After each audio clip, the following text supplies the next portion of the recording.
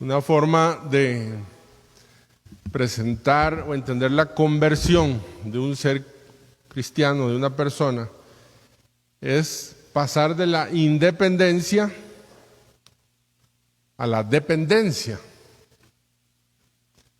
Esto suena raro porque el mundo nos ha vendido, nos vende la idea y todos los días trabaja con la idea de que la felicidad está en la mayor independencia. Y pensamos que entre yo más independiente sea de una ley, de una regla moral, de una conducta, entonces voy a ser más feliz. Y esto es lo que nos venden a nosotros. Que yo no tengo que obedecer a nadie ni a nada, sino que tengo en mi capacidad de raciocinio seguir mis ideas y mis proyectos. Y no solo para la propia vida, sino incluso para la convivencia. Hasta nos hemos llegado a creer que, pues, allá cada quien haga, mientras no se metan conmigo, es lo que uno dice, y lo seguimos planteándonos. ¿Por qué estoy iniciando esta reflexión así? Porque la conversión cristiana, el corazón cristiano, se convierte cuando más bien depende de Dios, hace ese cambio, no solo experimenta un amor por Dios, sino que depende de Dios. No en el sentido de la dependencia enfermiza que nosotros podemos encontrar a nivel de la psicología, sino de la dependencia existencial. El lenguaje bíblico para esto es el tema del siervo. Justamente cuando la Biblia habla de que el Señor que Dios es Señor, es para ponernos en relación que nosotros somos siervos del Señor, esclavos del Señor, dependemos del Señor. Claramente estoy diciendo esto y yo espero que en su mente y en su corazón estén pensando en la Virgen Santísima. ¿Verdad? ¿Qué ha dicho ella? He aquí, decir yo no dependo. Pero y si no nos queda claro, entonces todavía más claro San Pablo lo dice. San Pablo es aquel hombre totalmente independiente, que se cree independiente por seguir las leyes a su manera, y cuando tiene el encuentro con Cristo, entonces llega a decir, ya no vivo yo, es Cristo quien vive en mí. La conversión es depender de Dios. Lo rezamos en el Padre Nuestro todos los días, ¿verdad? ¿Qué decimos de la voluntad? Hágase tu voluntad, en la tierra como en el cielo. Hágase. Entonces, en la medida en que nosotros dependamos más de Dios, nuestro corazón se va convirtiendo, ¿verdad? Aquella oración de Conchita que me gusta repetir, que yo creo que ya se la saben, no como yo, sino como tú. Vean lo que estamos diciendo, dependemos de Dios. Esto porque es importante decirlo, porque el tema que nos presenta las lecturas de hoy es un tema providencialmente riquísimo. Por un lado, nos presenta la primera lectura el problema de la división, y por el otro lado nos presenta el Evangelio el valor de la unidad. Padre, que ellos sean uno como tú y yo somos uno. Ustedes oyeron la primera lectura. Pablo va a ser juzgado. Entonces, muy astutamente, Pablo ve que en el Sanedrín, no es la palabra que utiliza. Vamos a ver. Mandó quitar cadenas. ¿Sí? Sanedrín. Bueno, había leído otra. Bueno, en el Sanedrín hay saduceos y hay escribas. Los saduceos no creen en la resurrección. Y entonces Pablo viene y plantea el tema de la resurrección. Y ustedes oyeron, ¿verdad? Se empezaron a pelear y unos y otros. Y entonces se armó un pleito allí, que traducido en refranes nuestros es en río revuelto, ganancia de pescadores. Y entonces así fue. Pablo se salvó de esta y le dijo el Señor, bueno, así como has dado testimonio de mí aquí en Jerusalén, vas a tener que ir a Roma a dar testimonio de mí. De hecho, Pablo, pues al final muere en Roma, como lo sabemos. Entonces, miren, por un lado, la división. Por otro lado, la unidad. Ahora, yo quiero decir algunas cosas de la unidad. La unidad no es consenso. La unidad cristiana no es consenso. La unidad cristiana no consiste en que nosotros nos pongamos de acuerdo y que todos estemos de acuerdo en este punto, en este otro punto. No. La unidad del mundo sí tiene que ver con consenso. La unidad del mundo tiene que ver con egoísmos que se ponen de acuerdo.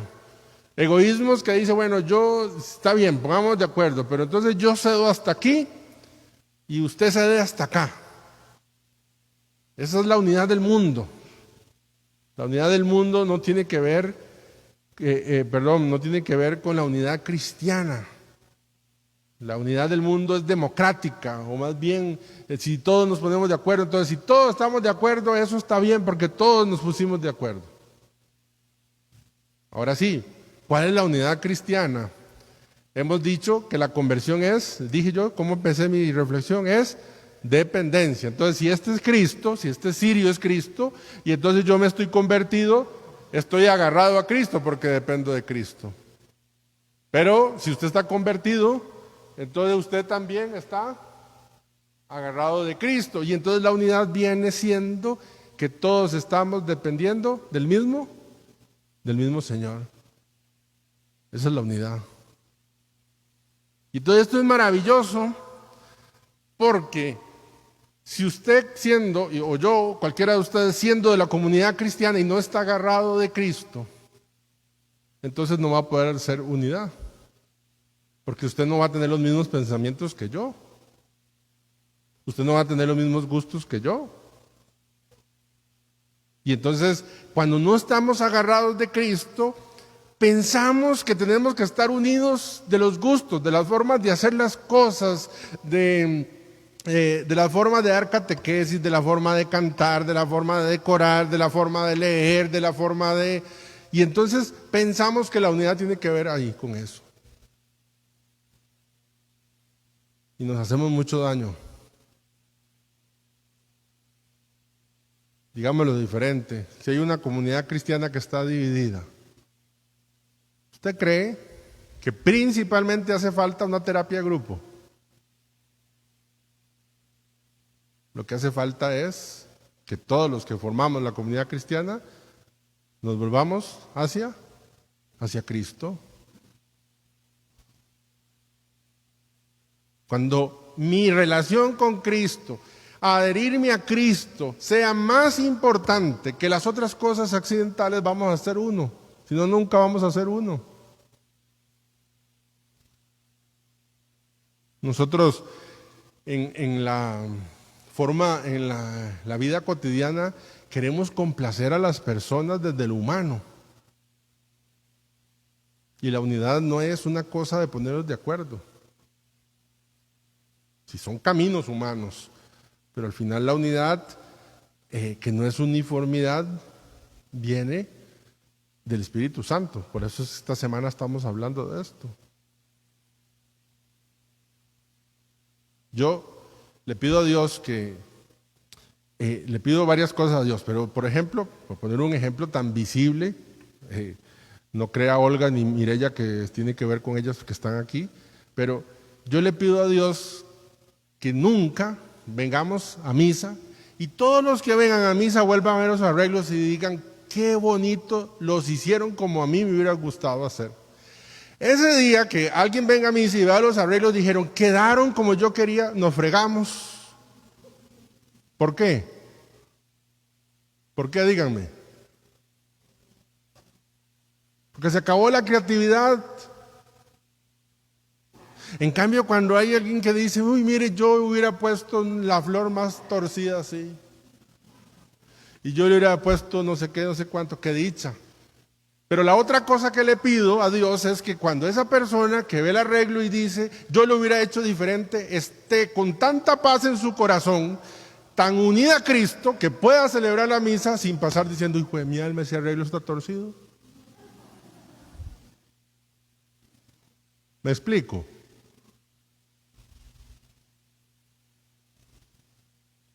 Yo le pido a Dios Que cuando estemos en el grupo, en donde sea, y recibimos una catequesis, los que fueron dijeran, uy, yo hubiera hecho la catequesis diferente. Que yo le pido a Dios eso, porque eso nos da la posibilidad de una diversidad, de una riqueza. Le pido a Dios tanto, pero también le pido a Dios que esa persona que dice, yo hubiera dado la catequesis diferente, esté tan unida a Cristo, que pueda estar en paz en la catequesis.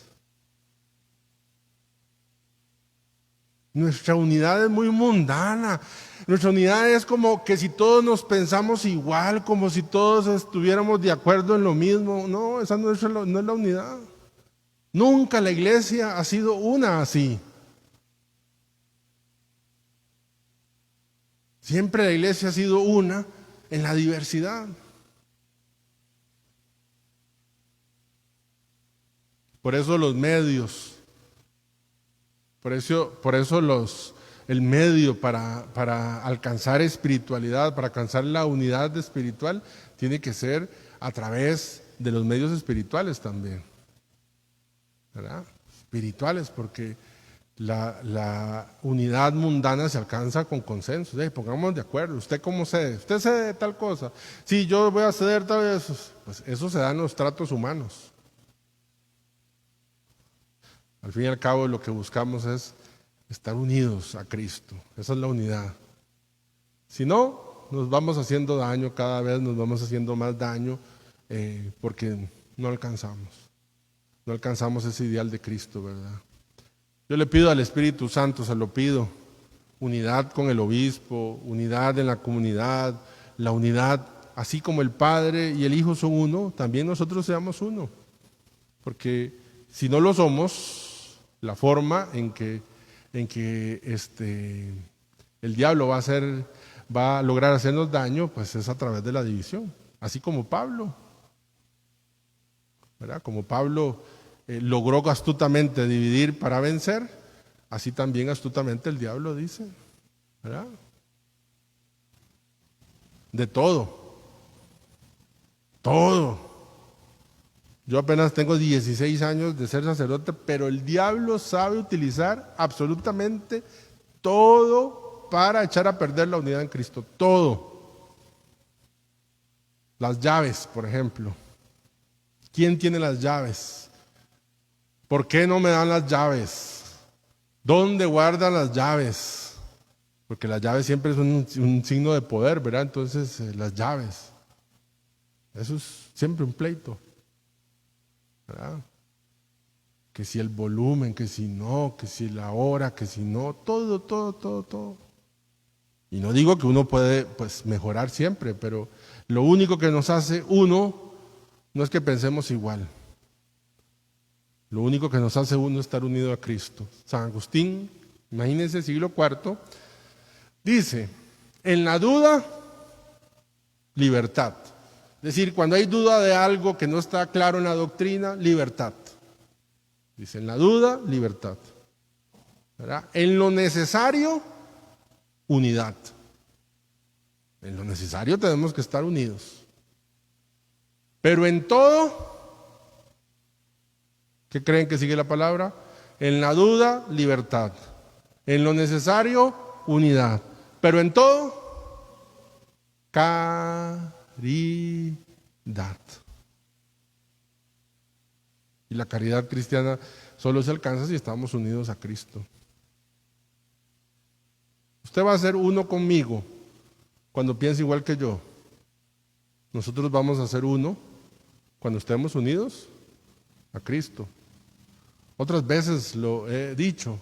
Imagínense que lo que más odiaba a un judío eran los publicanos, que eran judíos que trabajaban para el Imperio Romano.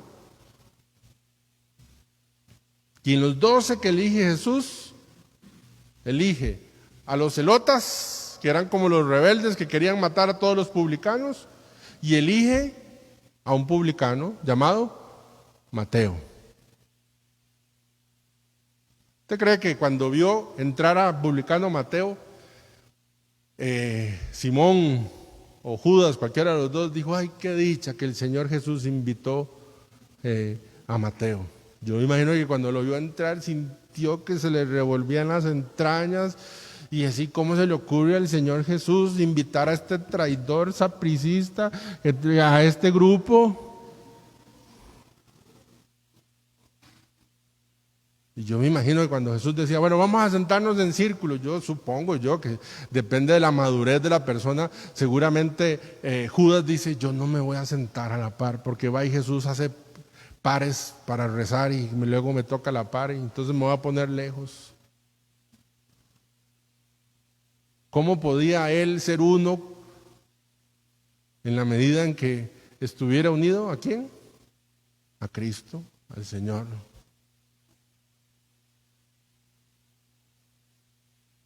De las tentaciones más grandes que tenemos en la iglesia es buscar unidad en consensos. Y la verdad, la única unidad real es la que nos hace cuando nos unimos a Cristo. Si usted siente que en la parroquia hace falta unidad, lo que hace falta es conversión. Si usted, bueno, empecemos por el párroco, que el párroco se convierta, que la gente se convierta, y entonces así logramos unidad. Claramente, seguramente algunas cosas habrá que llegar a consensos también, pero no sustituyendo una cosa de la otra. ¿He podido ser claro? Les pregunto, ¿he podido ser claro? Nos falta. De la unidad que quiere el Señor es esta, la conversión. No tengamos miedo a la diversidad. No le tengamos miedo. Tengámosle miedo cuando no haya conversión. ¿Verdad? Porque sí, repito, en la duda, libertad. En lo necesario, unidad. Yo no puedo creer, yo no puedo decir, bueno, Jesús agarró pan y vino, pero como hoy no hay pan y vino, voy a agarrar una tortilla y Coca-Cola y es lo mismo. No, jamás, Dios mío. Es una doctrina. Unidad allí. Unidad, pero en todo, caridad. Y la caridad siempre brota del Señor. Bueno, démosle gracias al Señor y pidámosle que nos regale unidad. Yo he hablado de la parroquia, pero exactamente lo mismo de la familia. Exactamente lo mismo. Esa unidad puede suceder solamente cuando estamos unidos a Cristo. No haga que el otro familiar piense igual que usted. Trátele, ayúdele al otro familiar que se acerque a Cristo. Y entonces serán uno, diversos.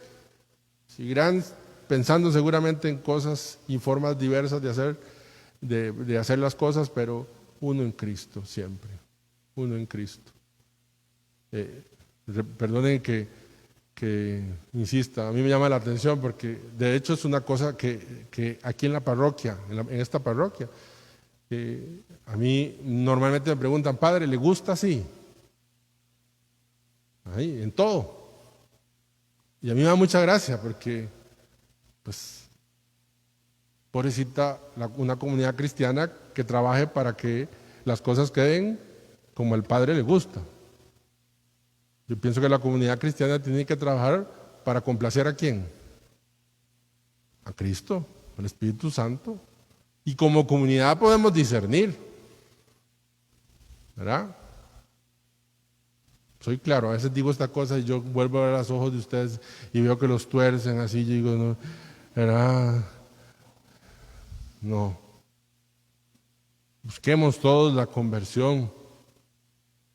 Sí, bajo alguien que ha puesto el obispo como representante de él aquí, pero uno más. Dentro de la comunidad cristiana, sea quien sea en este caso el que les predica, pero todos unos en Cristo, uniéndonos a Cristo. Busquémonos unirnos a Cristo. Si de pronto sentimos que estamos muy lejos, tratemos de unirnos a Cristo.